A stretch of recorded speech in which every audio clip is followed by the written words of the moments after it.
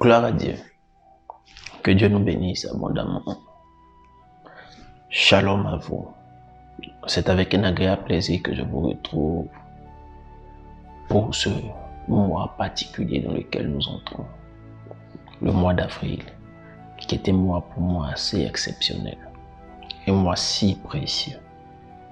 Mois pendant lequel, sinon à l'entame duquel, nous sommes en train de vivre, commémorer la belle mort et la belle résurrection de notre Seigneur Jésus-Christ Nazareth. C'est un mois assez exceptionnel pendant lequel nous devons avoir l'assurance de notre vie en Christ, de notre salut et de toutes ces grandes choses qu'il a accomplies pour nous depuis la croix et après la croix dans la tombe pour nous. Car à la croix, il est mort pour notre victoire. Et pendant les 3 jours qu'il a passé dans la tombe, 1 Corinthiens 15 dit, il a arraché les clés du royaume de la mort, afin de nous rendre victorieux sur la mort. Le prophète est encore là, parce qu'il a une parole du Seigneur à partager avec nous. Par la grâce de Dieu, Dieu a encore parlé à son serviteur pour une adresse à l'Église, au peuple de Dieu. Et la parole que Dieu m'a donnée, c'est « Va et dis à mon peuple de redéfinir la notion de sacrifice et de souffrance dans notre vie chrétienne. » Redéfinir la notion de sacrifice et de souffrance dans notre vie chrétienne afin qu'elle soit équilibrée. Nous avons vécu et nous vivons depuis quelques décennies de très grands mouvements de réveil.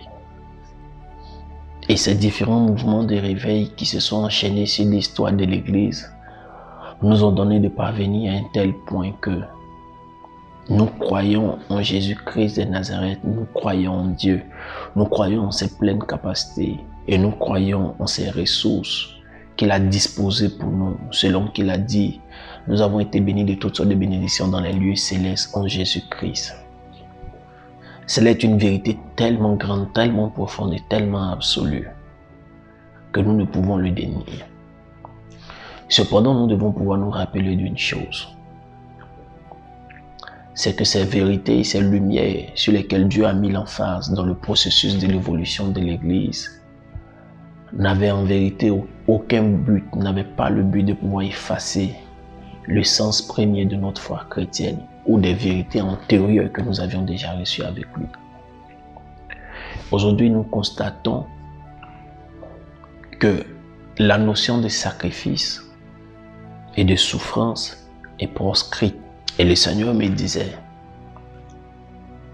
fils, prophète, rappelle à mon peuple le sens du sacrifice et le sens de la souffrance. Bon nombre de personnes ont été amenées à croire que souffrir est la chose que le diable a préparée pour nous. Souffrir est le plan du diable. Et que tout enfant de Dieu n'est pas voué à la souffrance. Je suis d'accord, car c'est une vérité, mais une vérité en partie. Parce que l'Église s'est bâtie sur la souffrance. L'Église s'est bâtie premièrement sur la souffrance de Christ, car il a souffert la croix, il a souffert la mort, il a souffert le rejet, il a souffert le manque.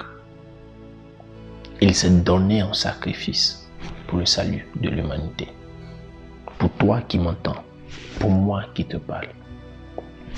Après Christ, les apôtres ont aussi accepté la souffrance pour l'expansion du royaume.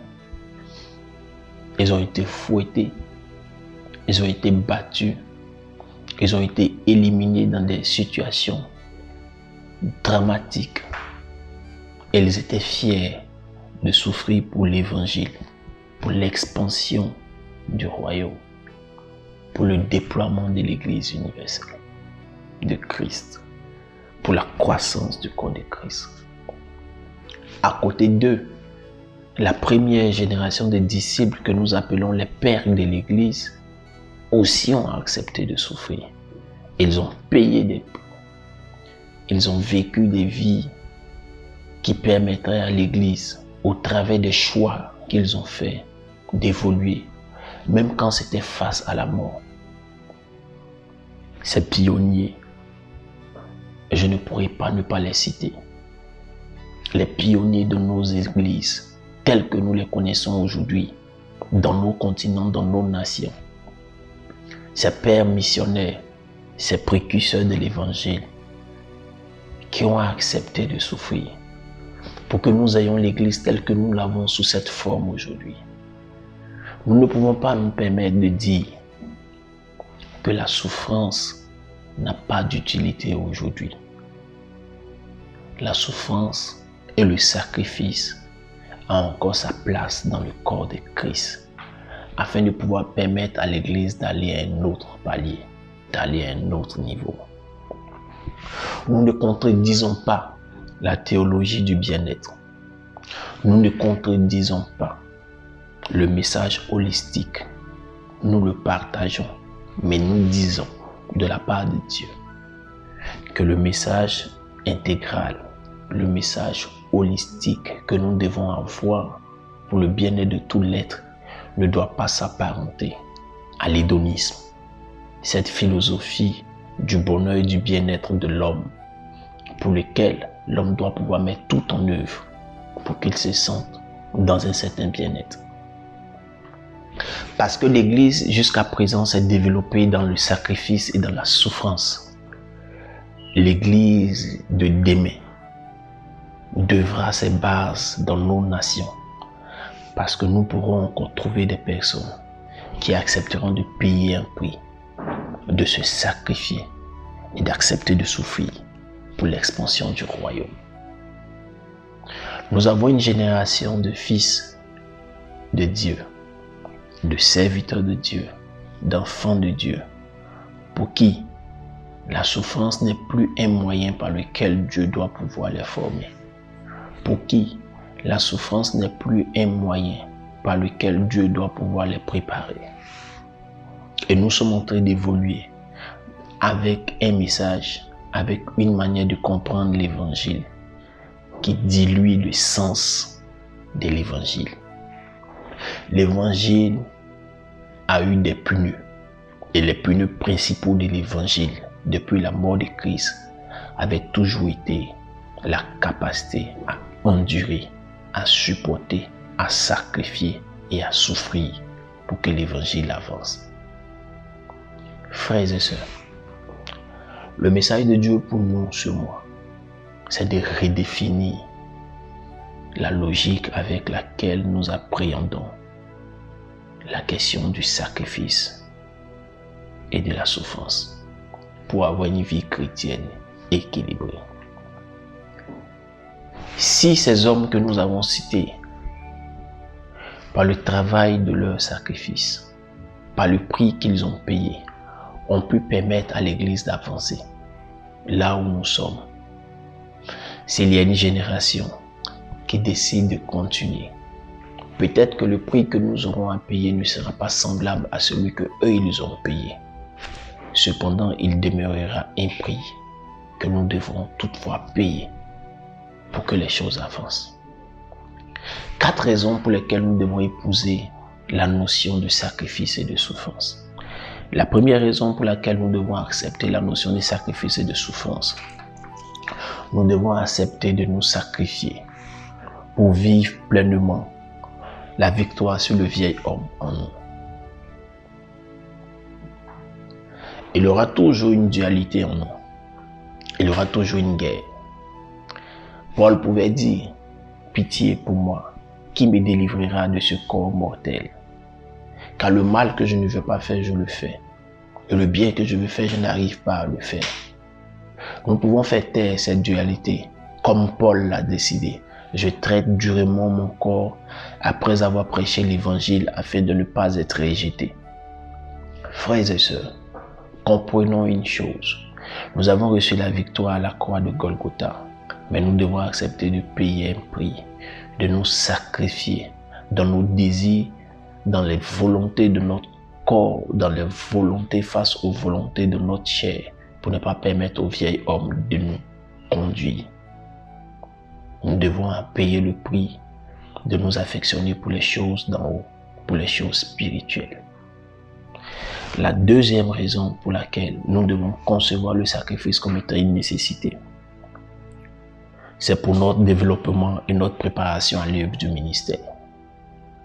Il y a une génération de nos pères qui ont été des disciples de leurs pères, des pionniers, qui ont été préparés, qui ont payé des prix en les servant, dans la souffrance, dans la discipline, afin de faire paraître en eux et au travers d'eux l'essence même du vrai serviteur.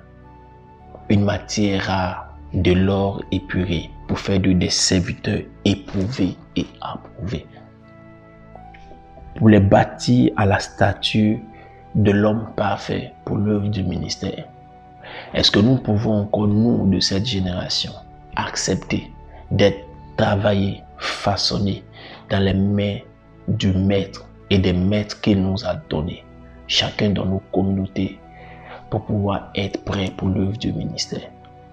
Nous devons concevoir, comme Paul l'a dit à Timothée, « Toi, mon enfant, souffre avec moi comme un bon soldat de Jésus-Christ Nazareth. » Nous, aujourd'hui, devons concevoir que le ministère auquel nous sommes appelés, notre développement ne se fera pas sans discipline, et qu'il parle de discipline, devra pouvoir composer avec la notion de souffrance et de sacrifice pour parvenir à la stature de personnes dignes du ministère. La troisième raison pour laquelle nous devons pouvoir composer avec la notion de souffrance, c'est d'être digne de l'héritage que nous avons reçu, digne de la vocation que nous avons reçue. Nous sommes entourés d'une nuée de témoins. Ces personnes que nous avons citées qui ont souffert nous ont laissé un héritage. Nous avons reçu le témoin. Nous avons le relais à vivre. Nous devons être dignes des sacrifices qu'ils ont consentis jusqu'à présent. Nous devons être dignes des prix qu'ils ont payés jusqu'à présent. Nous devons être dignes de la vocation que nous avons reçue. Mais que dis-je? De l'héritage que nous avons reçu. Nous devons être dignes du choix et du transfert du relais. Paul disait à Timothée, encore, quand tu viendras, passe à Troas, récupère pour moi les livres, le manteau et le parchemin. Car certainement, mais assurément, il savait qu'il était à la fin de sa vie et il était prêt à léguer le manteau.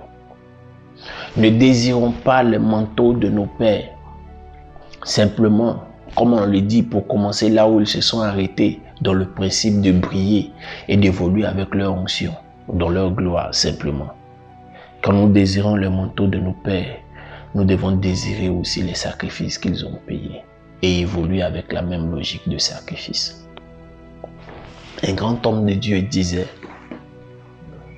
celui qui te donne l'onction, c'est Jésus. Celui par qui Dieu passera pour te donner le manteau ne t'affectera pas simplement par la qualité du manteau qu'il reçoit, mais par la qualité de vie sacrificielle qu'il a vécue pour avoir le manteau.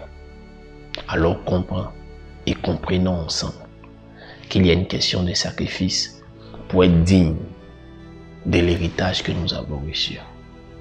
Et le dernier point, c'est la vocation. Chacun de nous a reçu un appel particulier. Et nous devons comprendre que cet appel particulier nécessite un mécanisme particulier, une compréhension singulière de Dieu et de la marche qu'il veut avoir avec nous. J'ai combattu le bon combat. J'ai achevé ma course.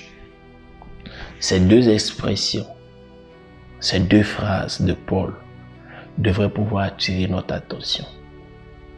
Chacun a sa course et pour chacune de nos courses, il y a des types de combats. Personne ne les mènera pour toi. La conscience du sacrifice et de souffrance doit pouvoir rejoindre ces deux phrases. Pour la course et la vocation que j'ai, il y aura des luttes personnelles, des luttes singulières que je dois être prêt à mener pour pouvoir réaliser l'ouvrage pour lequel Dieu m'a envoyé sur la terre. Mon frère, ma soeur, laisse-moi terminer en te disant ceci. Nous ne pouvons pas nous détacher de la conscience du sacrifice et de la souffrance, parce que l'Église est aussi une armée. Et puisque nous sommes dans l'armée, rappelons-nous que le langage de la promotion de l'armée, le langage de l'évolution dans l'armée, c'est bien sûr la capacité à endurer, à souffrir. Seul moyen pour démontrer que nous sommes dignes d'évoluer dans l'armée. La deuxième chose que je voudrais vous dire en conclusion, après l'idée que nous sommes dans l'armée, c'est que Dieu a prouvé son amour à notre endroit en acceptant de souffrir la mort de son Fils unique. Nous devons comprendre ainsi que le langage d'amour de Dieu, par lequel Dieu voudrait que nous l'aimions, c'est notre capacité en retour à souffrir pour rendre toujours valide dans notre cœur son amour par lequel il a donné sacrificiellement son Fils. Le langage d'amour de notre Dieu n'est pas qu'il nous demande d'être obéissants. Si nous lui sommes désobéissants, c'est sûr qu'il y aura des conséquences. Mais la différence par laquelle nous pouvons l'aimer, c'est de pouvoir l'aimer de manière sacrificielle, en étant prêt à souffrir pour lui, en étant prêt à faire avancer l'évangile, en étant prêt à travailler pour la promotion du royaume, en étant prêt à être fier de témoigner notre appartenance au royaume de Dieu.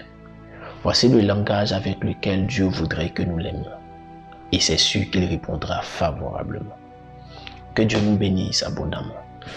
Que ce mois d'avril, qui est ouvert par la résurrection de Christ, attire pleinement notre attention sur la notion du retour de la conscience de la souffrance et du sacrifice dans le corps de Christ. Puisse Dieu, par son esprit, parler à nos cœurs. Je vous aime. Shalom à tous.